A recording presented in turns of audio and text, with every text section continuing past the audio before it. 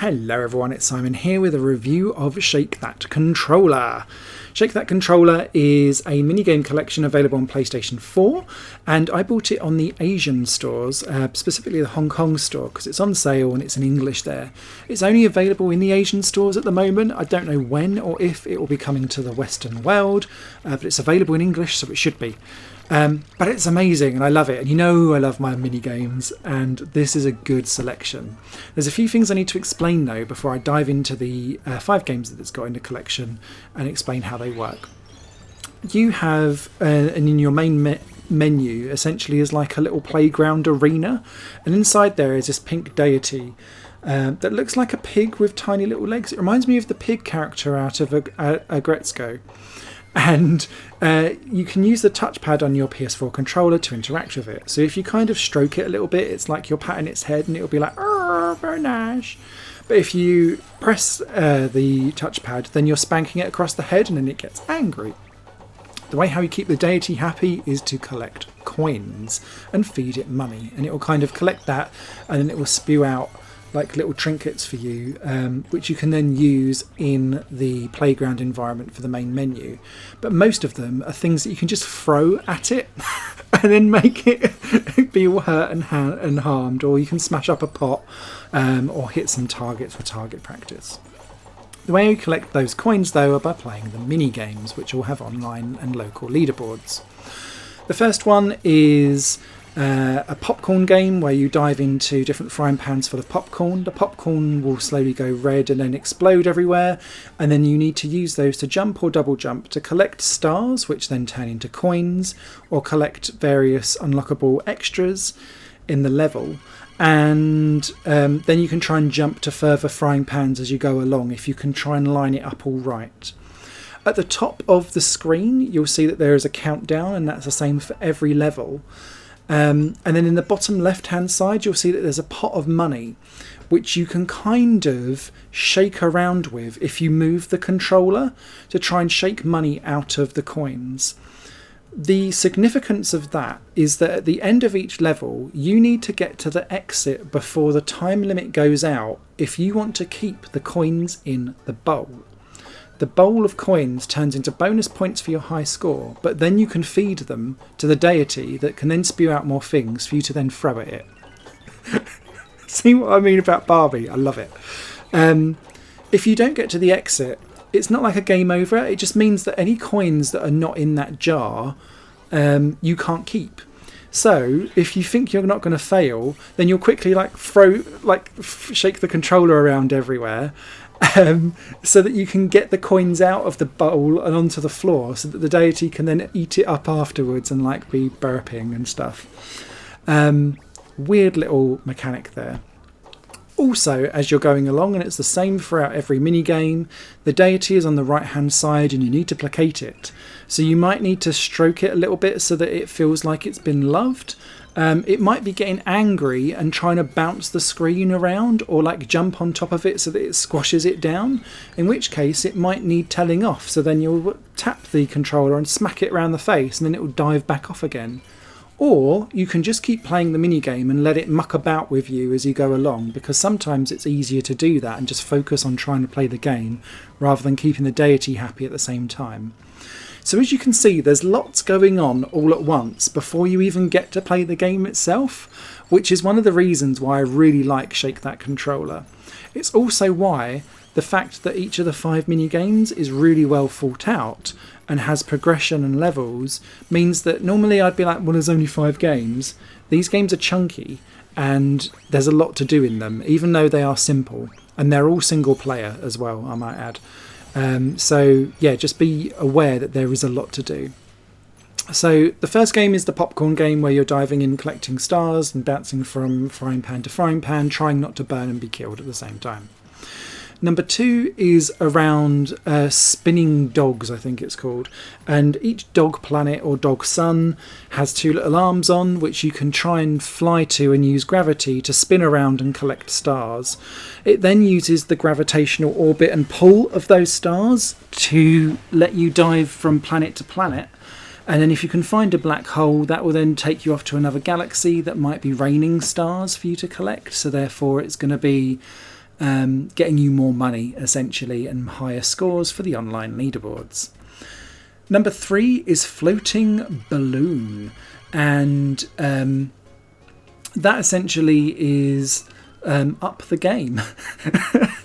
So you'll hold onto some balloons and you'll be constantly rising up. You can collect more balloons, which will make you go faster, so that you can collect more stars and get higher up where there's more stars available. But then there's more and more danger as you go higher up as well. So there might be like flying hedgehogs and stuff like that will then pop the balloons, and you'll essentially either have all your balloons popped and then it's game over and you'll fall back down again and you'll need to start from scratch, or you'll run out of time as you go higher up and you'll need to kind of find a door to get to the exit so that you can like be safe and keep everything that you've collected as you go along. Game 4 is called Garden of Growth. This is potentially the weakest one for me, but essentially you collect like it's a bit like a game of Snake where you have to hit yourself. So you go around the garden and in circles, and you connect with yourself, and then anything inside the circle that you make grows.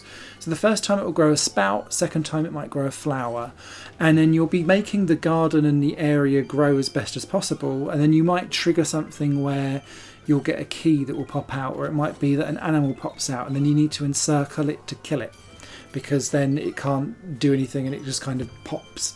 Eventually you'll then get keys, which will then unlock the next garden higher up, which might have a different layout, different characters, different types of flowers, different enemies, and so you'll keep on going, unlocking new special items that you can then throw in the arena and increasing your highest score on the leaderboard. Number 5 is Bubbly Aquarium, and this is a bit like a shooter, and the idea with Bubbly Aquarium is that you'll be shooting all of the fish that are around you, but also shooting the treasure chests that are underneath you, because inside there are basically where all the stars are. However, not all of the chests are friendly. Some of them will contain big enemies, some of them will have bombs in. You'll have boss battles with octopuses that are throwing bombs at you, and you need to shoot the bomb back so that it then hits the octopus so that they get damaged. But there's like proper level progression in that one. So although it sounds like it's probably the most straightforward and simple of the lot, because it's like an aquatic twin stick shooter, I guess. Actually, there's quite a lot to it, and there's different things that you need to get rid of and kick. And then currently the 6th and final game at the moment is Rocking Explosions. And this is a little bit like Dig Dug, actually. So you'll be digging around collecting stars and trying to avoid the bombs. If you do explode, then you just get put back to the beginning again and lose some of the stuff that you've already got. So it's not a game over for you. But what you'll be doing is basically digging around so that you can then get to a portal so that you can then warp to the next level, which will change up the colours, provide different layouts and stuff. And what the deity is doing is crashing around the world behind you and spinning the screen so that it then changes the orientation of stuff. So don't worry if you're digging around and you're thinking, oh god, I can't dig any further because I've dug to the bottom of the level. Very quickly that deity will come and spank the screen around so that up is now left, left is now down, that kind of stuff. And you might have spun 90 degrees or 180 degrees, and all of a sudden you've got stuff to go the other way. The trick with that one is that in order to get to the exit, you have to avoid the exit as long as possible because it's chasing you around on a giant mole. So you have to keep moving, but you also have to be wary of where you're going to go, because if you end up in the dead end, you're going to end up with an early game over and a low score. So there's always this risk versus reward. In fact, that applies to all of the mini games on Shake That Controller. But yeah, this is just, it's an absolute hidden gem. I knew it existed, but when this game first came out, it only had, I think, 1 or 2 games with it. And they've been adding all of these games for free afterwards as they've gone along. So I didn't buy it initially because I was like, it's only got 1 game, and it felt like PlayStation was trying itself out with an early access title, and I was thinking, I'm not sure. But these 6 games that are in here at the minute They're all superb. They all more than amount to what is its current sale price, because it's at half price I think at the moment anyway. I don't know if any more is going to be added, but at the current 6-game minigame that it's got at the moment, it's worth the asking price. So I wholeheartedly recommend it. Shame it's only single player, but I can absolutely see why, because there is so much going on the screen. So if you've got any comments or questions about the game, please do leave them down below and I'll get back to you on them. This is a proper hidden gem, and if you have the ability to get onto a Hong Kong account, if you're English, pick this one up. I don't know if it's coming west, but this will be one of those games that if you like your crazy stuff like me, you'll love this. Shake That Controller, out now. Thanks for watching, bye for now.